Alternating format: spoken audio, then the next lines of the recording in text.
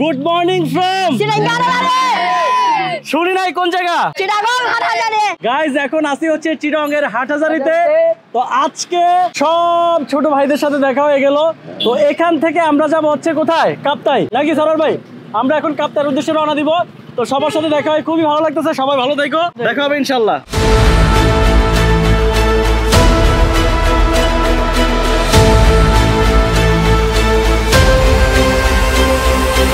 Guys, Chittagong থেকে রাঙ্গামাটির রাস্তাটা এত সুন্দর, এত স্মুথ, পাহাড়ের মাঝখান দিয়ে আঁকা বাঁকা রাস্তা, মানে অন্যরকম একটা এক্সপিরিয়েন্স। তার মধ্যে গাড়ির ছাদটা খুলে যাওয়ার মজাটা, এটা আসলে ফিলিংস আপনাদেরকে বলে বোঝাতে পারবো না। তো আমরা এখন হচ্ছে আগে যাচ্ছি রাঙ্গামাটি। রাঙ্গামাটির পর হচ্ছে আমরা রাঙ্গামাটিতে কিছুক্ষণ সময় কাটাবো, তারপর আমরা চলে যাবো হচ্ছে কাপ্তাই। তো আপনারা যারা আসার প্ল্যান করতেছেন চিটাগং হয়ে, আপনাদের হাতে যদি 2 ঘন্টা সময় থাকে, আপনারা রাঙ্গামাটি এসে এক্সপ্লোর করে যাবেন। রোড নিয়ে কোনো টেনশন নাই, এত পরিমাণ smooth. I love the road and I love the view.